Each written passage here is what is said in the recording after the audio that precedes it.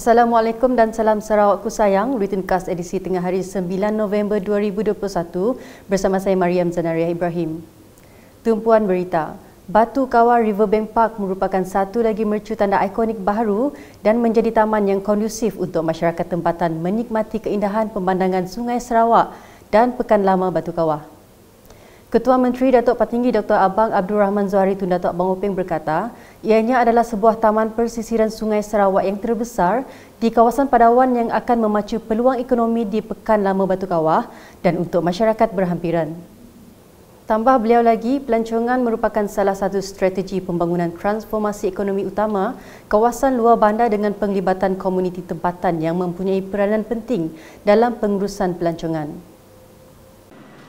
Memang apabila kita membangunkan negeri kita lebih-lebih lagi di kawasan perbandaran, city area, termasuklah suburb area, kita mesti rancangkannya dengan begitu teliti. Dan kita tidak sangka bahawa Batu Kawah boleh ditransform dengan apa yang kita lihat hari ini dengan tamannya. Dan ini baru fasa 1, fasa 2, fasa 3, belum lagi fasa 4, fasa 5. Selagi GPS ada berapa fasa pun boleh kalau kita nak membangunkan kawasan kita. Ini kita dapat laksanakan sebab kata Dr. Sim tadi, negeri kita aman. Kita stable. Tiada kucak kacil. Dan kita dapat membangunkan masyarakat kita yang berbilang kaum, berbilang agama. Sementara itu, Menteri Kerajaan Tempatan dan Perumahan Sarawak Datuk Seri Profesor Dr. Sim Kuhian memaklumkan Batu Kawah Riverbank Park ini terdiri daripada 5 fasa dengan fasa pertama dan fasa kedua yang dibiayai Kerajaan Sarawak dengan kos sebanyak 8.8 juta ringgit. And from here we can see that it's not just like our MC said, not just an iconic buildings.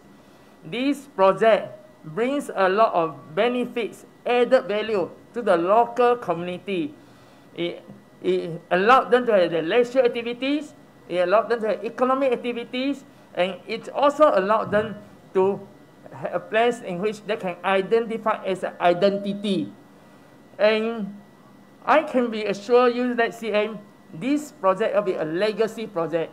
As much as the Batu Kawah Bridge back in 1994, the Chong King Kong Bridge, at that point of time, first time the road connecting.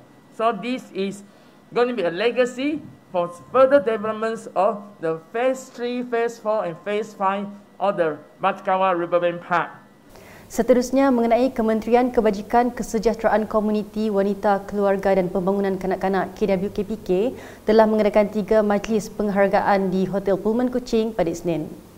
Menterinya Datuk Seri Fatimah Abdullah berkata majlis penghargaan itu adalah bertujuan menzahirkan ucapan terima kasih dan penghargaan kepada semua pihak yang telah terlibat menjayakan penerbitan buku Women in ECCE Sowing Seeds for the Future, Konvensyen Antarabangsa Pendidikan Prasekolah dan Sarawak Preschool Kids Got Talent.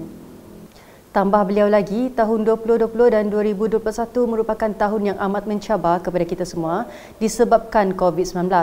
Institusi Pendidikan Awal Kanak-kanak IPAKK turut terkesan, program-program terpaksa ditangguhkan dan ada di antaranya dibatalkan bagi memastikan semua kita dilindungi.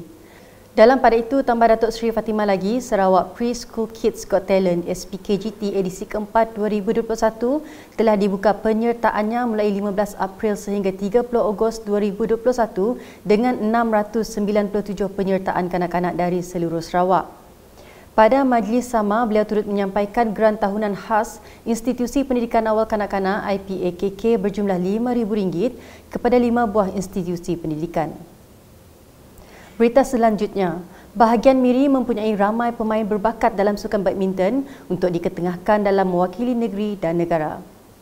Menurut Menteri Pengangkutan Sarawak, Datuk Seri Lee Kim Shin, menerusi pertandingan ini merupakan platform terbaik untuk menggalakkan pemain muda meningkatkan taraf kemahiran mereka. Tambahnya lagi, beliau sentiasa menyokong dan menggalakkan pelbagai pertandingan badminton individu dan kumpulan diadakan setiap tahun. Beliau berkata demikian dalam Majlis Penutupan Kejohanan Kumpulan Umur Sarawak 2021 Anjuran bersama Persatuan Badminton Sarawak. Beliau berkata demikian dalam Majlis Penutupan Kejohanan Kumpulan Umur Sarawak 2021 Anjuran bersama Persatuan Badminton Sarawak, Perbadanan Sukan Sarawak dan Kelab Badminton Lopeng di Tung Sport Badminton Dewan Miri pada Ahad. Beliau turut menyampaikan hadiah kepada para pemenang bagi setiap kategori peringkat umur iaitu 13, 16 dan 19 tahun. Datuk Seri Lee turut mencanangkan Perbadanan Sukan Sarawak menubuhkan pusat kecemerlangan sukan badminton di Miri dengan jurulatih profesional sepenuh masa untuk melatih pemain yang berpotensi. Katanya, Miri mempunyai beberapa pemain muda yang boleh dibangunkan untuk memanfaatkan potensi mereka untuk cemerlang dan mewakili Miri di peringkat negeri, kebangsaan dan mungkin juga antarabangsa.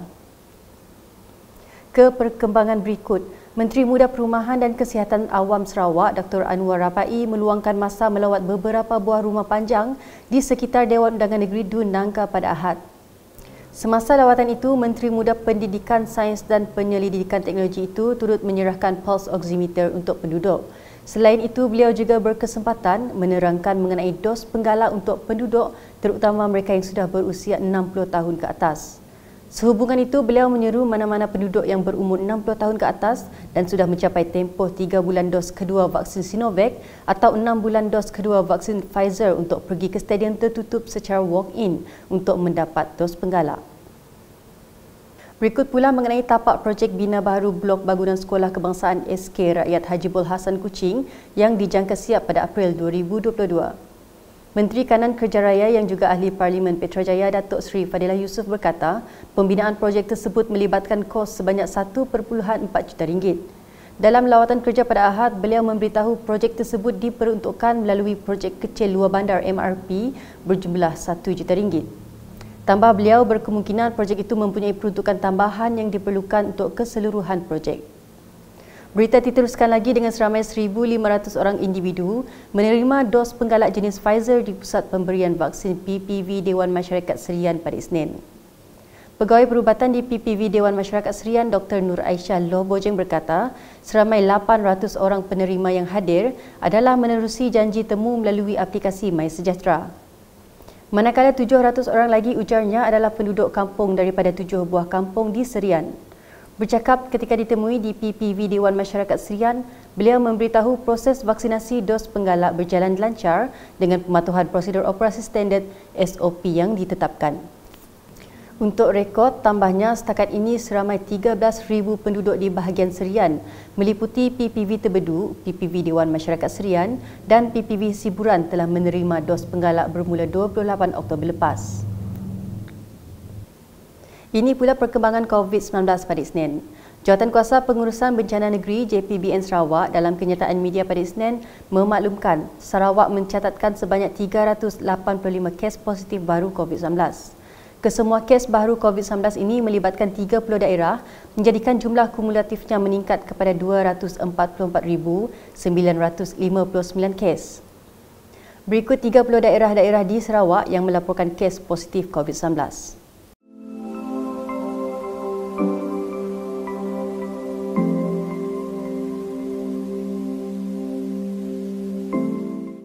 Daripada jumlah itu, 372 kes baru dalam kategori 1 dan 2, manakala 13 dalam kategori 3, 4 dan 5. Selain itu, JPBN Sarawak turut melaporkan terdapat 12 kes kematian baru dicatatkan dari 3 sehingga 6 November 2021. Sementara itu, turut dimaklumkan kluster Bungi 2 Betong telah diisytiharkan tamat apabila tiada penambahan kes dilaporkan dalam tempoh 28 hari. Sekian edisi Tengah Hari bersama saya Mariam Zanaria dan kru penerbitan. Berita lebih lanjut boleh didapati di semua platform media sosial UKAS termasuk portal ukas.sarawak.gov.my dan pastikan anda subscribe UKAS channel di YouTube. Salam UKAS.